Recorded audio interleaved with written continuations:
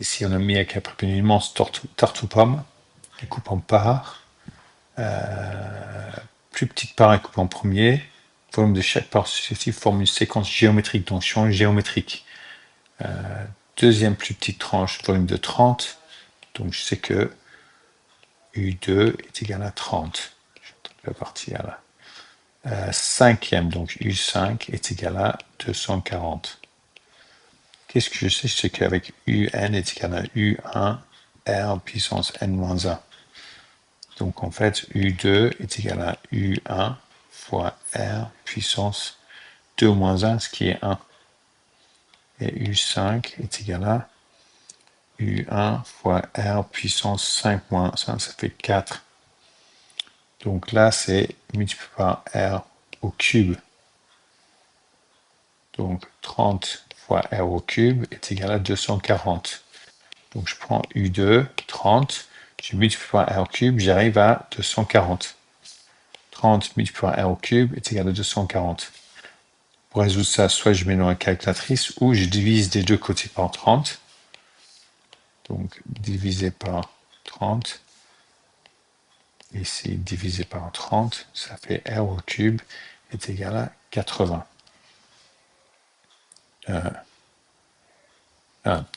8, pardon. 8. Donc R est égal à racine au cube de 8, qui je mets dans la calculatrice, je trouve bien 2. Donc R est égal à 2. Et maintenant, c'est trouver la raison. B, trouver le volume de la plus petite part de tarte. Si je sais que U2 est égal à U1 fois 2, et U2 est égal à U2 est égal à 30, donc 30 est égal à U1 fois 2. Je divise par 2. Divise par 2. J'ai 15 est égal à U1. U1 est égal à 15 cm3. Partie C, la tarte aux pommes a un volume, donc ça c'est le volume de la tarte aux pommes. Trouvez le nombre total de tranches que Mia peut couper dans cette tarte.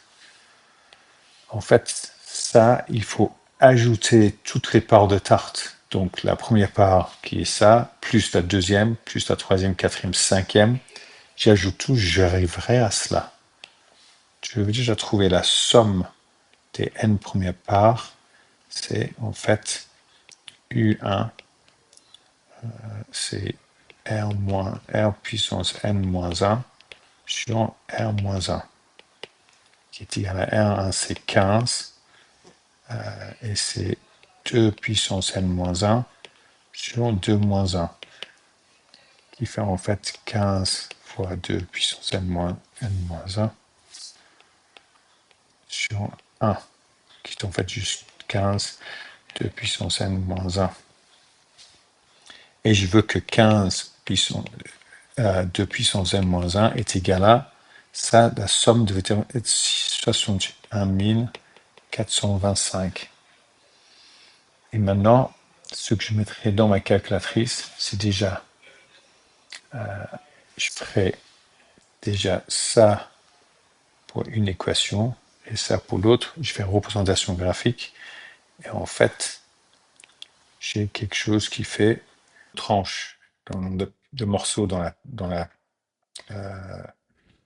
la tarte. Donc, on va ajouter encore une représentation graphique. Donc, contrôle, ajouter une page, c'est là, c'est le bouton doc. Contrôle, ajouter page. Voilà. Ajouter encore une application graphique. Et on va faire la même chose qu'on a fait avant. Donc, maintenant, on va d'un côté l'équation pour la somme de toutes les parts de tarte. Donc, je fais contrôle euh, action. Oh, j'ai 15, parenthèse, de puissance x, parce que c'est un n, je remplace par x, je sors d'exposant moins 1 sur 2 moins 1. Ou je vais peut-être plus simplifier ça, mais c'est bon. Je peux entrer, ça c'est un côté. Et je vois maintenant les tartes à partir de 1, ça doit être plus grand. Et je sais que je devrais monter à 61 000, donc je vais mettre à 70 000, où je vois bien ce qui se passe. Et je vais peut-être changer le 10 là, pour faire 20 parts. Voir ce qu'on a. Ah oui. Et maintenant, de l'autre côté de ça, pourquoi j'ai une représentation graphique et je fais de l'autre côté de l'équation qui était 61 425. Et là, je peux trouver l'intersection, c'est là où le nombre de pas arrive à 61 425. Donc, on va faire menu géométrie numéro 8, point et droite, point d'intersection numéro 4 pour trouver les points d'intersection. Je clique sur une représentation graphique et l'autre, et ça me trouve 12. Pour vérifier, je fais échapper pour plus faire de l'intersection. Donc, échapper, c'est là pour enlever l'intersection. Je peux aussi faire un mini-menu. Et non, j'ai un. Ah non, pardon, pas menu-menu, c'est menu et faire tableau.